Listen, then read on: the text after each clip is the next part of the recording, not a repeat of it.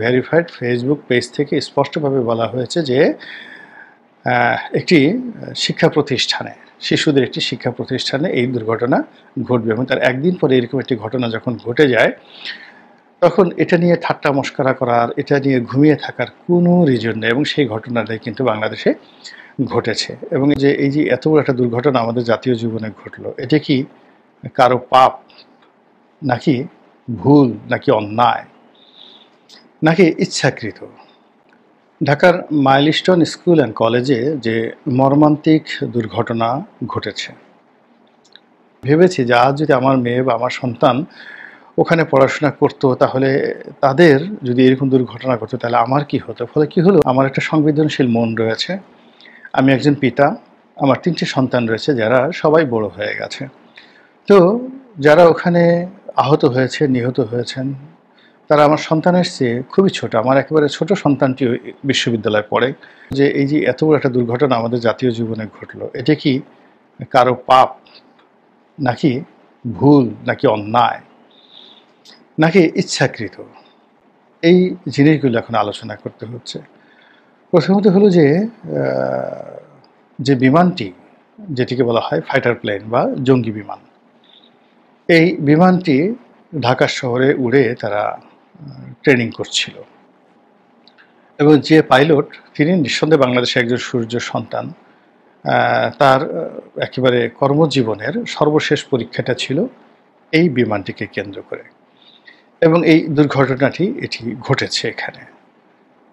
যদি আমরা এটাকে খুব স্বাভাবিকভাবে ধরি, তাহলে দুঃখ পাবো, কষ্ট পাবো, কিন্তু বিতর্ক হবে না। কিন্তু এখানে স্বাভাবিকভাবে এই বিষয়টি ধরার কোনো রকম সুযোগ নেই। মনে হচ্ছে এই ঘটনার সাথে আন্তর্জাতিক চক্রান্ত রয়েছে। মনে হচ্ছে এই ঘটনার সঙ্গে আমাদের দেশীয় বিভিন্ন সংস্থার যারা দুর্নীতিবাজ কর্মকর্তা রয়েছেন তাদের দুর্নীতি রয়েছে। মনে হচ্ছে যে এই ঘটনার সঙ্গে অনেক অদক্ষ যারা লোকজন রয়েছে তাদের অদক্ষতা কাজ করছে। মনে হচ্ছে এই ঘটনার সঙ্গে অনেক, যাকে বলা হয় অযোগ্য অথর্ব লোকের যে উল্লম্ফন, সেটা রয়েছে। একে একে সেই জিনিসগুলো বলছি, নিচের থেকে শুরু করি। প্রথমত স্কুল অ্যান্ড কলেজ যে জায়গাটিতে প্রতিষ্ঠিত হয়েছে, এখন সিভিল এভিয়েশনের অনুমতি, তারপরে বিমান বাহিনীর অনুমতি ছাড়া ওই এলাকাতে এরকম একটি স্থাপনা করা যায় কিনা এটি আমি জানি না। যদি সেখানে ফাইটার প্লেনগুলো নিয়মিত উড়ার বিধান থাকে, তাহলে তো অবশ্যই সিভিল এভিয়েশন এবং বিমান বাহিনী কর্তৃপক্ষের একটা অনুমোদন ওখানে লাগবেই। তো সেটা কিভাবে করা হয়েছে আমার জানা নেই। দ্বিতীয়ত, এরকম একটা দুর্ঘটনা যদি ঘটে, বিশেষ করে যখন অগ্নিকাণ্ডের মতো ঘটনা ঘটে, সেখানে মাইলস্টোনের মতো একটা আধুনিক শিক্ষা প্রতিষ্ঠানে প্রায় সকলেরই এই ধরনের নিয়মিত ট্রেনিং, ফায়ার ফাইটিং ট্রেনিং এটি দিতে হয়, যে কোনো কারণে অগ্নিকাণ্ড ঘটতে পারত। এখন ওখানে যে ঘটনাটি ঘটছে সেটা অন্যভাবেও ঘটতে পারত। তো যেটা আমরা দেখলাম যে এরকম একটা পরিবেশ পরিস্থিতি মোকাবেলা করার জন্য ওখানকার যারা ছাত্র শিক্ষক, তাদের কোনো রকম মানসিক প্রস্তুতি ছিল না এবং তারা সবাই দিশেহারা হয়ে পড়েছে। এটা আধুনিক যুগে একেবারে অসম্ভব।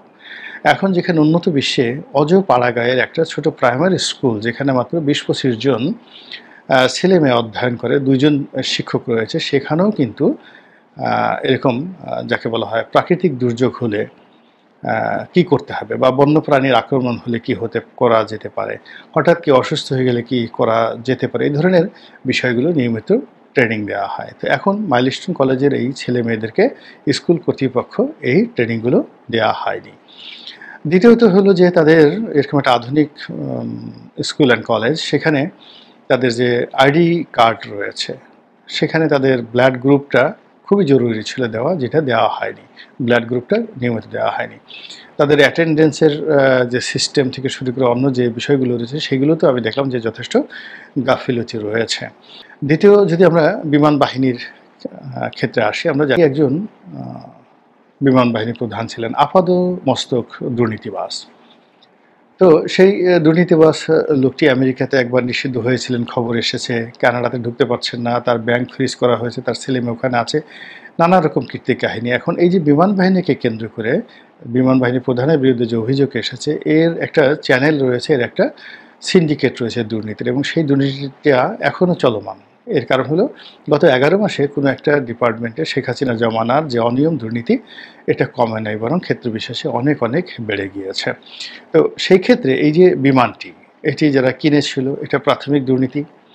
দ্বিতীয়ত হলো এটার মেইনটেন্যান্স থেকে শুরু করে এটা ট্রেনিং যা কিছু আছে, তার সঙ্গেও বিশাল একটা দুর্নীতি জড়িত থাকতে পারে। তো এই বিষয়গুলো নিয়ে আমাদের চিন্তা করতে হবে, যেগুলোকে এই দুর্নীতিকে আপনি রীতিমতো পাপ হিসাবে আখ্যায়িত করতে পারেন। থার্ডলি হলো যে এই ঘটনাটি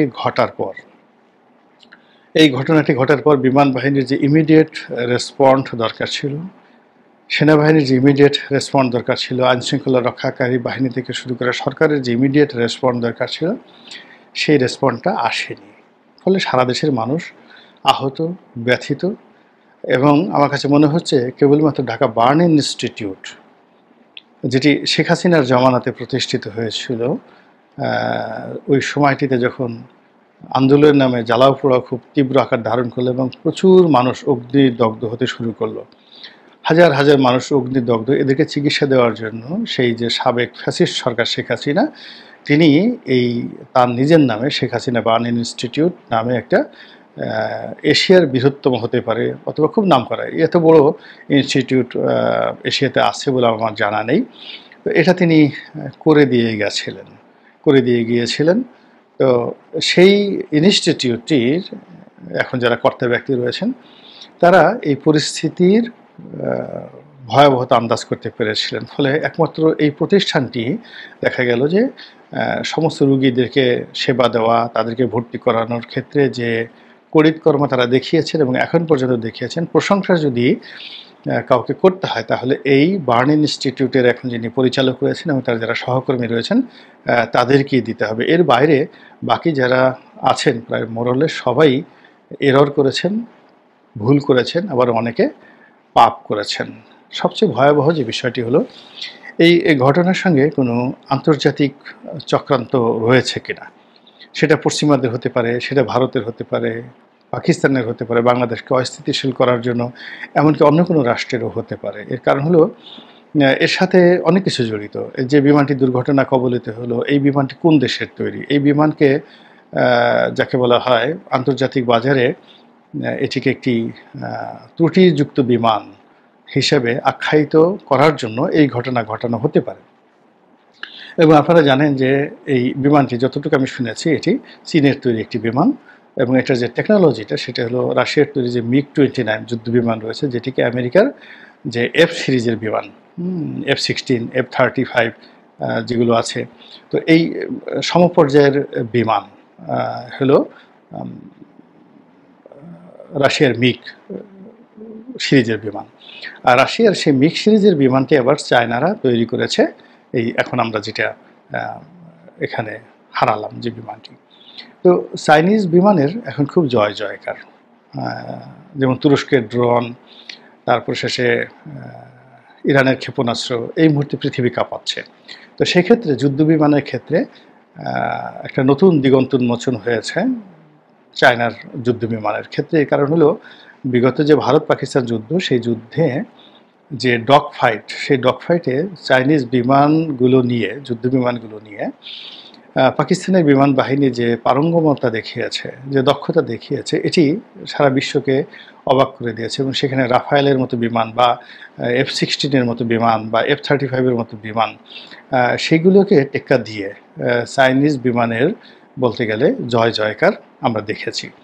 ফলে কি হলো, আন্তর্জাতিক অঙ্গনে চাইনিজ বিমানকে যারা সুযোগ দিতে চাচ্ছে না, তাদের এই চক্রান্তটা হতে পারে। এর বাইরে যেটা হতে পারে সেটা হলো পশ্চিমারা এই বাংলাদেশে এখন অনেক কিছু নিয়ে খেলাধুলা করছে, এবং যারা আপনি চিন্তা করেন একজন বিন লাদেনকে মারার জন্য এই একটা 9/11 ঘটাতে পারে, এবং তাদের গর্বের ধন টুইন টাওয়ার, সেই টুইন টাওয়ার নিজেরা আক্রমণ করে মাটির সঙ্গে ভ্যানিশ করে দিয়ে স্পট, মানে বলতে গেলে প্রায় 1,500 লোক সঙ্গে সঙ্গে তারা মেরে ফেলতে পারে তাদের নিজের দেশের জনগণ।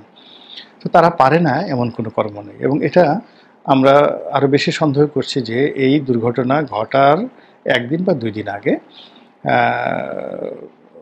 দুটো ইন্টারনেট পোর্টাল থেকে এবং ভেরিফাইড ফেসবুক পেজ থেকে সম্ভবত এই জিনিসগুলো চালানো হয় আফ্রিকা থেকে। কেউ আবার বলছে এটা একটা অংশ আফ্রিকাতে আছে, ওই পেজ দ্বারা চালায়, আর একটি যেটা রয়েছে আমেরিকার হাওয়াই দ্বীপপুঞ্জ। তো হোয়াট এভার ম্যাম, এই হাওয়াই দ্বীপপুঞ্জ হোক আর আফ্রিকাতে হোক, ডাজ নট ম্যাটার, কিন্তু একটা ভেরিফাইড ফেসবুক পেজ থেকে স্পষ্টভাবে বলা হয়েছে যে একটি শিক্ষা প্রতিষ্ঠানে, শিশুদের একটি শিক্ষা প্রতিষ্ঠানে এই দুর্ঘটনা ঘটবে, এবং তার একদিন পরে এরকম একটি ঘটনা যখন ঘটে যায় তখন এটা নিয়ে ঠাট্টা মশকরা করার, এটা নিয়ে ঘুমিয়ে থাকার কোনো রিজন নেই, এবং সেই ঘটনাটাই কিন্তু বাংলাদেশে ঘটেছে। এবং এই পুরো ঘটনা যারা তদারক করবেন, মনিটরিং করবেন, সেটা আমাদের গোয়েন্দা সংস্থা কিংবা আমাদের রাষ্ট্রীয় সংস্থা, যারা এই ঘটনাকে যাকে বলা প্রতিহত করে দেওয়ার মতো তদারককারী সংস্থা রয়েছে বাংলাদেশের, সিভিল এভিয়েশন রয়েছে।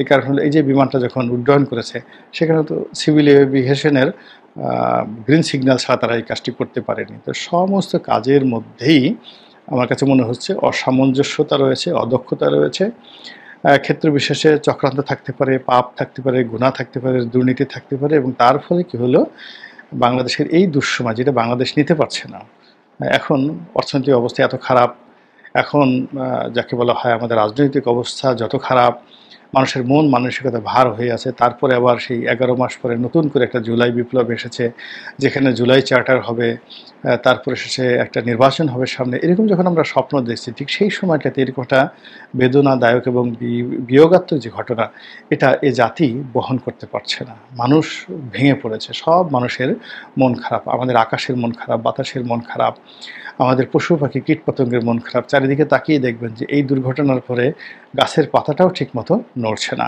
কাজেই এরকম একটা বিয়োগাত্মক ঘটনা থেকে আল্লাহ আমাদেরকে অনাগত দিনে, আগামী দিনে হেফাজত করুন, রক্ষা করুন। এই দুঃখ কষ্ট আমাদের শত্রুদের জীবনে যেন কখনো না আসে। আমরা গাজার শিশুদেরকে নিয়ে আহাজারি করি বাংলাদেশে, কিন্তু যে দৃশ্য সৃষ্টি হয়েছে মাইলস্টোন স্কুল অ্যান্ড কলেজে, এটির সঙ্গে গাজার যে নির্মমতা, সেই নির্মমতার চেয়ে এই নির্মমতা কোনো অংশে কম নয়। আল্লাহ আমাদের সবাইকে হেদায়েত দান করুন এবং হেফাজত করুন। আসসালামু আলাইকুম ওয়া রাহমাতুল্লাহি ওয়া বারাকাতুহু।